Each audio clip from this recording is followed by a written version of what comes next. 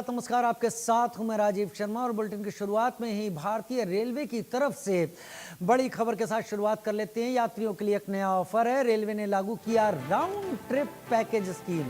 आने जाने का टिकट साथ लेने पर 20% की छूट मिलेगी। अगर आप जाने का टिकट बुक करवा रहे हैं और वापसी का भी टिकट आप बुक करवाते हैं तो आपको दोनों ही टिकटों पर मिलाकर 20% की छूट मिलेगी। यानी अगर 1000 रुपए कीमत होती है दोनों टिकटों की तो आपको 800 रुपए ही देने पड़ेंगे।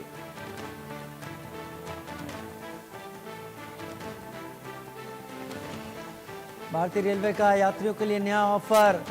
रेलवे ने राउंड ट्रिप पैकेज स्कीम को शुरू कर दिया है।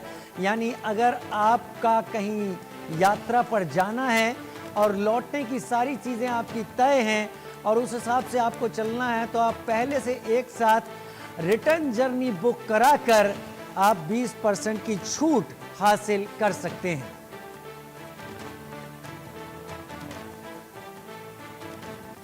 आने जाने का टिकट साथ लेने पर 20% की छूट मिलेगी। रेलवे ने लागू कर दिया ये ऑफर। भारतीय रेलवे का यात्रियों के लिए नया ऑफर। वो लोग जो ट्रेन के जरिए सफर करते हैं लेकिन कई बार तय नहीं होने पर कि बाकी चीज़ें भी उनका खर्चा इस हिसाब से जा रहा है तो तय कर लेते हैं कि लौटने का जरिया वो किसी और साधन को मना लेंगे। रेलवे ने ऐसे लोगों के लिए ये ऑफर दिया है कि वो रिटर्न टिकट भी अवेलेबल बुक कराएं जिसमें उनको 20% की छूट मिलेगी।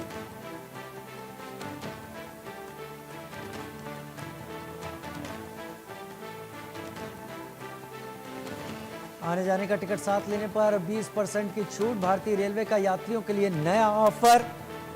आने जाने का टिकट एक साथ लेने पर यह छूट मिलेगी।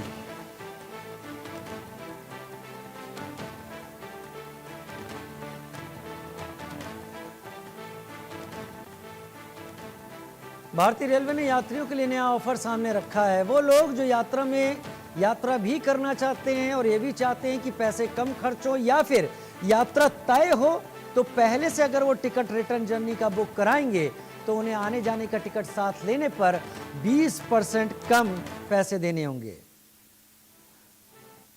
उधर इसी के साथ जयपुर, राजस्थान की राजधानी जयपुर से भी बड़ी खबर सामने आ रही है जहां पर नकली सामान के खिलाफ पुलिस ने एक्शन लिया है।